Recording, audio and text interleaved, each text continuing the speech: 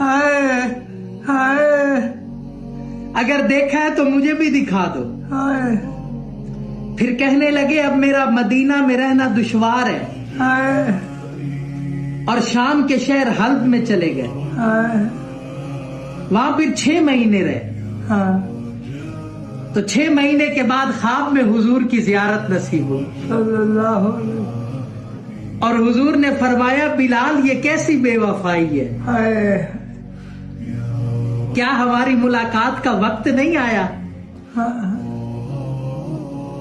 ख्वाब से बेदार हुए ना, हाँ तो फौरन ऊंटनी पे सवार हो गए हाँ, और लब्बैक या सैयदी या रसूल अल्लाह कहते हुए मदीना मुनव्वरा की तरफ रवाना हो गए।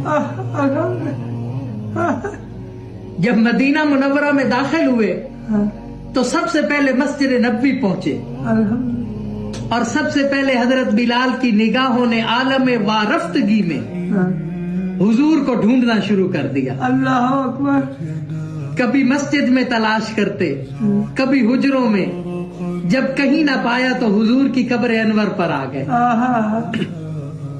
और वहां सर रख कर रोना शुरू कर दिया और अर्ज किया या रसूल अल्लाह आपने फरमाया था आकर मिल जाओ, गुलाम हल्ब से बहरे मुलाकात के लिए हाजिर हो चुका है।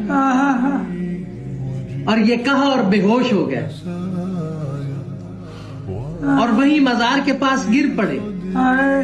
काफी देर बाद होश आया तो इतने में सारे मदीने में ये खबर फैल गई कि बिलाल आ गया, बिलाल आ गया। मदीना तैयबा के बूढ़े जवान मर्द औरतें और बच्चे इकट्ठे होकर अर्ज करने लगे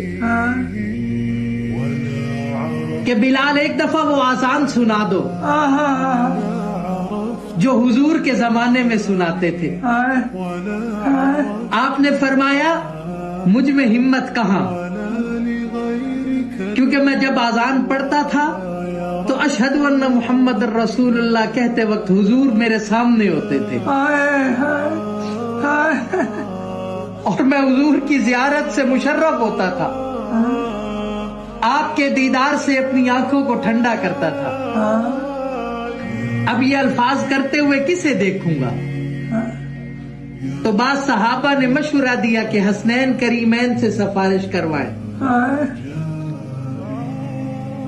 तो हजरत बिलाल रजी अल्लाह ताला अन्हु को अजान के लिए वो कहें तो फिर हजरत बिलाल इनकार नहीं करेंगे। चुनाचे हजरत इमाम हुसैन आए और हजरत बिलाल का हाथ पकड़कर फरमाया या बिलाल